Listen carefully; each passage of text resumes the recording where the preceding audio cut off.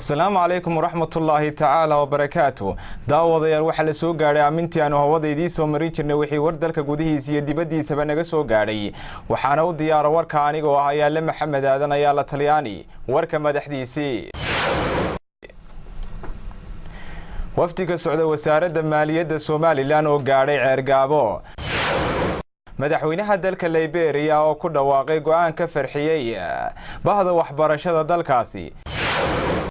imikii haatana warkii oo fidsan.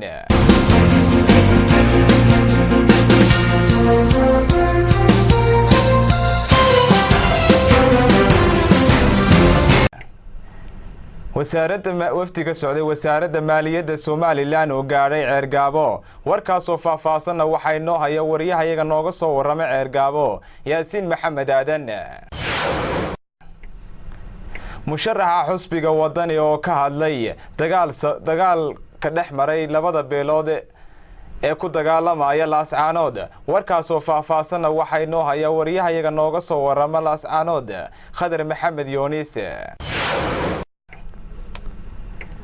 wasiirka arrimaha dibadda Saacad Cali Shire oo ka hadlay cadadka lacageed ee ku baxaya jidka u dhaxeeya Berbere iyo Wajaale iyo lacagta ku baxaysa. warkaas oo faahfaahsan waxa inoo haya Mustafa Maxamed Aadan.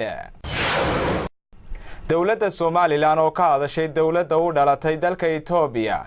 warkaas oo faahfaahsan waxa inoo haya Maxamed Aadan Yoonis. ciidamada Soomaaliland oo gacanta ku dhigay wiilashii dhici jiray gawaadhida. warkaas oo faahfaahsan waxa inoo haya Sharmaake Maxamed Aadan. wiil uu dhalay saxafigii dhawaan la dilay Jamaal oo ka degay cariga Mareykanka. warkaas oo faahfaahsan waxa inoo haya wariyahayaga nooga soo warama cariga Mareykanka Khadar Maxamed Yoonis. war saxaafadeed ka soo baxay qasriga madaxtooyada Jamhuuriyadda Soomaaliland.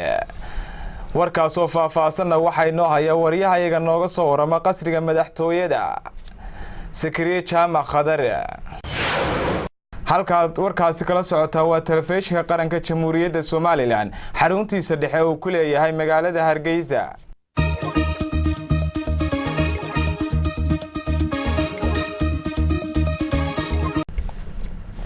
madaxweynaha Liberia oo ku dhawaaqay go'aan ka farxiyay bahda waxbarashada dalkaasi. warkaas oo faahfaahsan waxa inoo haya wariyahayaga nooga soo warama dalka Liberia Khadar Yaasiin Maxamed. daawadayaalku warkaasi idinka yimid waa telefishinka qaranka Jamhuuriyadda Soomaaliland. waxaana idila socodsiinaya anigoo ah Yaale Maxamed Aadan ayaa la Talyaani. aniga baadii igala qayb qaatay waxaan idinku dhaafaynaa intaanu ku kulmi doono warkan warka xiga. assalaamu calaykum waraxmatullaahi tacaala wa barakaatuh.